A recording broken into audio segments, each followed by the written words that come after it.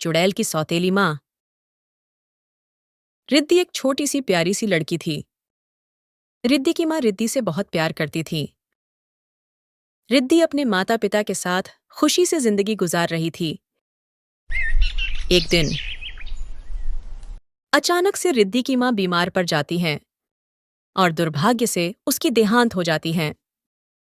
और कुछ दिन बाद मदन शोभा नाम की एक औरत से शादी कर लेता है।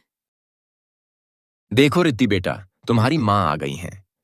रिद्धी अपनी नई माँ को देखकर बहुत खुश होती है। मेरी प्यारी माँ, अब आप हमेशा मेरे साथ ही रहना और मुझे छोड़कर कभी मत जाना। नहीं मेरी बच्ची, मैं तुम्हें कभी छोड़कर नहीं जाऊंगी।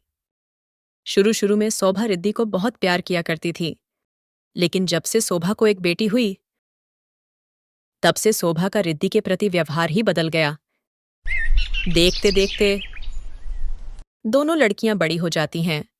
रिद्धी गुण के साथ साथ रूप की भी बहुत धनी थी।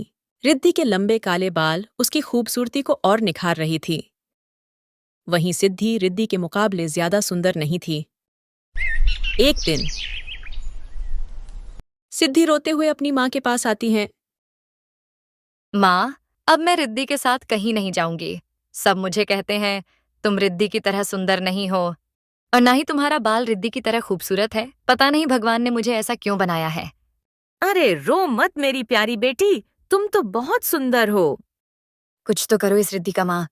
अब मुझसे ये रिद्धी बर्दाश्त नहीं होगी। माँ, जब लोग मेरी रिद्धी से तुलना करते हैं तो मुझे बिल्कुल भी अच्छा नहीं लगता है। चिंता मत कर बेटा, मैं तुम्हारे लिए किसी की जान भी ले सकती हूँ। तो फिर ये रिद्धि क्या है? इतना बोलकर दोनों माँ बेटी रिद्धी के पास आती हैं। अरे ओ महारानी, पूरे दिन पढ़ती रहेगी क्या? पढ़ लिख कर तू कलेक्टर नहीं बन जाएगी? जा और जाके हम दोनों के लिए कुछ गर्मा गर्म खाने को ला। ठीक है माँ, मैं थोड़े देर में आप दोनों के लिए कुछ खाने को बना दूंगी। बस थोड़ा सा रिवीजन बाकी है, वो करके जाती हूँ। लगता है तुझे कुछ समझ में नहीं आया। मैंने कहा अभी तो तू अभी जा, नहीं तो मुझसे बुरा कोई नहीं होगा। तभी वहां मदन आता है। अरे वाह, क्या बात है! आज तीनों माँ बेटी एक साथ हैं। कोई खास बात है क्या? नहीं जी, कोई खास बात नहीं है। हम लोग बस यूं ही बैठे हुए थे। क्या बात है जी, आज आप बहुत खुश लग रहे हैं। हाँ शोभा, आज मैं बहुत खुश हूँ और तुम ये खुशखबरी सुनोगी तो तुम मुझसे भी ज्यादा खुश हो जाओगी। ऐसी कौन सी खुशखबरी है जी? शोभा, हमारी रिद्धी के लिए एक बहुत अच्छे घर से रिश्ता आया है। यदि ये रिश्ता हो गया तो हमारी रिद्धी विदेश में शिफ्ट हो जाएगी, क्योंकि लड़का विदेश में नौकरी करता है। ये तो बहुत अच्छी बात है जी। हमारी बेटी शादी के बाद विदेश में रहेगी। माँ, आप रिद्धी की शादी की खबर सुनकर इतनी खुश क्यों हो रही थी और पिताजी के हाँ में हाँ क्यों मिला रही थी?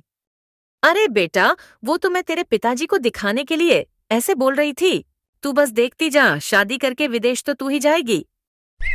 अगली सुबह बेटा, मैं काम से शहर जा रहा हूँ। कल सुबह आऊंगा, अपना ख्याल रखना। ठीक है पिताजी। मदन अपने घर से चला आता है। आज अच्छा मौका है इस रिद्धि से छुटकारा पाने का। दोनों माँ बेटी मिलकर रिद्धी को जलाने लगती हैं। माँ, मुझे छोड़ दीजिए, मुझे मत जलाइए माँ। अरे, मुझे कोई बचाओ। दोनों माँ बेटी मिलकर रिद्धी को जलाकर मार देती हैं। अगली सुबह मदन आता है और शोभा मदन से बोलती है। ये क्या हो गया जी? हमारी बच्ची इस दुनिया से चली गई। किचन में काम कर रही थी और जल कर मर गई हमारी बच्ची। बेटी की मौत की खबर सुनकर मदन पूरी तरह से टूट जाता है और अकाल मृत्यु के कारण रिद्धी एक चुड़ैल बन जाती हैं। पिताजी, माँ और सिद्धि ने मिलकर मुझे जिंदा जलाकर मार दिया और मुझे आपसे दूर कर दिया।